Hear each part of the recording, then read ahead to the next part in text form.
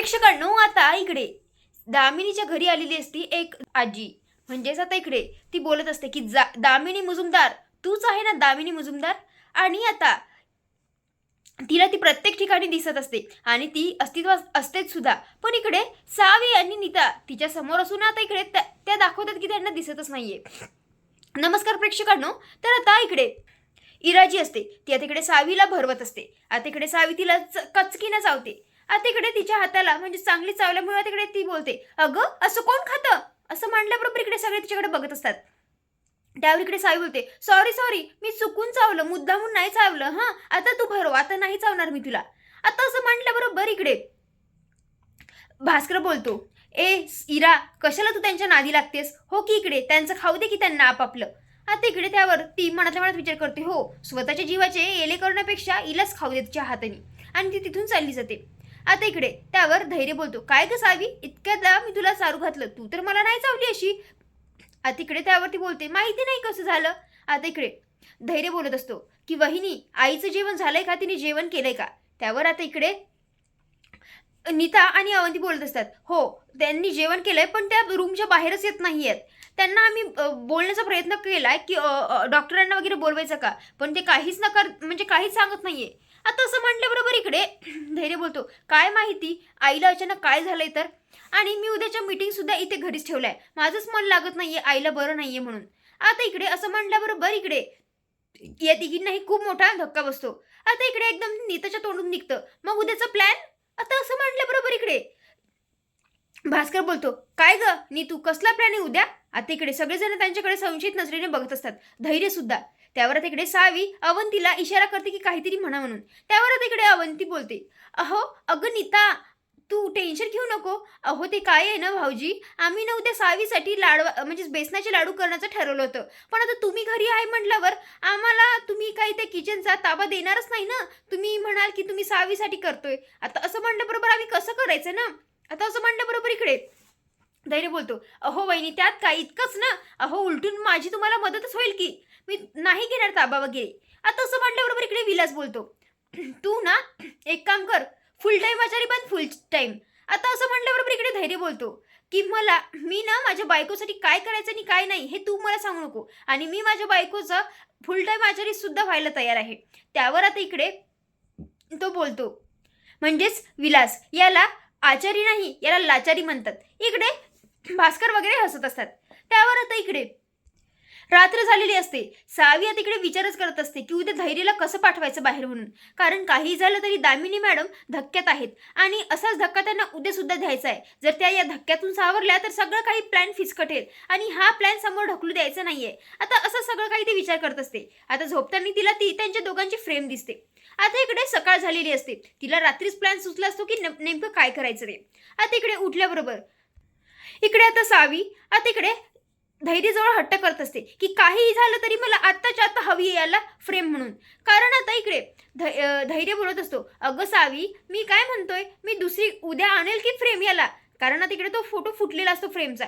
त्यावर आता इकडे ती बोलते, नाही फ्रेंड, मी तुझ्याशी बोलणार नाही, मी म्हटलं ना मला आत्ताच्या आत्ता हवी आहे म्हणून, दे म्हणजे दे. त्यावर तो बोलत असतो, अगं शक्य नाहीये. त्यावर तो बोलतो, थांब मी ना कुणाला तरी फोन करतो आणि मॅनेज होते की बघतो. त्यावर ती फोन घेते आणि बोलते, नाही फ्रेंड, मला तुझ्याचकडून हवंय, तूच जा, आत्ताच्या आत्ता जा. मी तुला म्हटलं ना, नाहीतर जा, मी तुझ्याशी बोलणारच नाही. आणि तिकडे ती तोंड फुगवून बसलेली असते. त्यावर आता इकडे नीता येते आणि बोलते, काय हो भाऊजी, काय झालं, इतकी का ती हट्ट करतीये, का रुसली ती. त्यावर आता इकडे धैर्य बोलतो, बघा ना वहिनी, अहो हिच्याच हातून चुकून वगैरे ही फ्रेम फुटली असेल आणि आता इकडे बोलतीये की मला आत्ताच्या हवी म्हणून. त्यावर आता इकडे ती बोलते, काय ग सावी, काय झालंय, असं का करतीयस तू. आता इकडे त्यावर ती बोलते, नाही ना फ्रेंड, माझ्याकडून नाही फुटली, मी सांगते ना तुला. आणि हे बघ, मला ना आत्ताच्या आत्ता फ्रेम हवी आहे. लगेचच फोनमध्ये सर्च करते आणि बोलत असते, मला अशीच हवी आहे.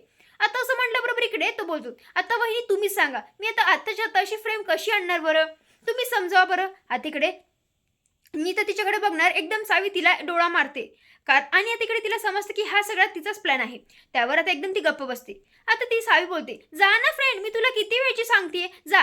जर तू मला आत्ताच्यात ही फ्रेम आणून दिली नाही ना, मी तुझ्याशी बोलणार सुद्धा नाही, तू दिलेलं खाणार सुद्धा नाही, मी तुझ्याकडे बघणार सुद्धा नाही. आता असं ती बोलत असते आणि म्हणजे तोंड फुगरून बसलेली असते. त्यावर आता इकडे तो बोलतो, सांगा बरं वहिनी आता ही फ्रेम कुठे मिळणार म्हणून. त्यावर ती बोलते, अहो तुम्ही ना शाहूपुरीमध्ये जाऊन बघा. आता असं म्हणलं बरोबर इकडे ती बोलते, फ्रेंड खरंच तू चालला. आता असं म्हणलं बरोबर एकदम तो बोलतो, हो ग बाई माझी आई. आता असं म्हणलं बरोबर एकदम सावी धावत जाते आणि एकदम त्याला किस करणार. एकदम ती स्वतःला सावरते कारण समोर नीता असते. आता एकदम नीता दुसरीकडे बघते आणि बोलते, सॉरी सॉरी सॉरी हां मी काहीच नाही बघितलं. आता इकडे हे दोघंही सावरतात. इकडे धैर्य निघून जातो. आता वहिनी आता लगेचच आपल्याला आपला प्लॅन चालू करावा लागेल धैर्य यायच्या आधी. आता इकडे त्यावरती सांगते की हे बघा तुम्ही फक्त आता एकच काम करा की इरा बाहेर आली नाही पाहिजे याची काळजी घ्या. आता इकडे यांचा प्लॅन चालू झालेला असतो. इकडे सावी देवीसमोर उभी असते आणि आता इकडे दामिनी ती स्वतःलाच मनाला समजत असते की काहीही झालं तरी आता वाईट विचार आणायचे नाही आणि डोळे बंद करून ती 10, 9, 8 असे उलटे आकडे मोजत असते. आता इकडे नीता येते आणि कापूर आणि तुपाचं धूर आता इकडे अख्ख्या तिच्या रूममध्ये फैलवते. सगळं धूर धूर झालेलं असतं. आता एकदम ती पळून जाते. त्यावर इकडे ही बोलते दामिनी, ही नीता पण न काय करते आणि काय नाही हिचं हिलाच माहीत. आता इकडे नीता सांगते की सावी सगळं काही प्लॅन झालाय, आई खाली येत आहेत. आता असं म्हणलं बरोबर सावी तिथे लपते. इकडे ती देवासमोर उभी असते. आता इकडे दामिनी बोलते, नीता हे काय लावलंस तू. अगं अख्ख्या माझ्या रूममध्ये ते धूर फैलला, जा लवकर मला खूप इरिटेट होत आहे, मला खूप त्रास होतो या सगळ्याचा, जा लवकर ते माझ्या रूममधला धूर पूर्ण बाहेर काढ. आता इकडे ती वर जाते आणि आता इकडे लपून बघत असते. इकडे सावी सुद्धा लपून बघत असते. आता इकडे तितक्यातच एक जोगीन आई येते आणि ती बोलत असते, दामिनी मुजुमदार हळद वगैरे फेकत असते. आता तिला बघितल्याबरोबर इकडे दामिनीला जरा भीतीच वाटते. त्यावरती बोलते, तूच ना दामिनी मुजुमदार, अगं तुझा पापाचा घडा भरलाय. आणि आता इकडे ती खूप काही बोलत असते. इकडे दामिनी बोलते, ती तूच बाई आहेस ना जी माझा पाठलाग करते, इतके दिवस माझ्या मागे मागे फिरते आणि लगेचच तिचा गळात पकडते आणि तिचं दाबत असते जोर जोरात. आता असं म्हणलं बरोबर इकडे सावी आणि नीताला तर टेन्शनच येतं.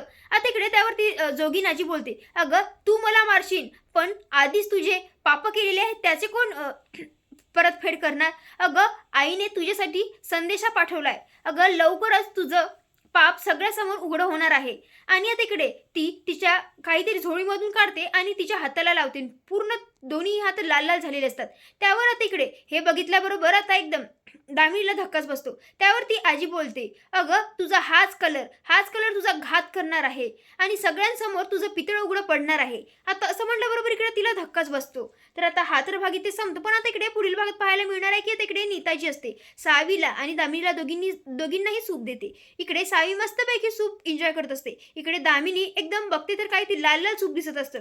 तिला तेच आठवतं त्या आजीनी काय म्हटलं होतं. आणि आता इकडे ती आजी समोर आलेली असते आणि बोलत असते की हाच कलर तुझा घात करणार आहे.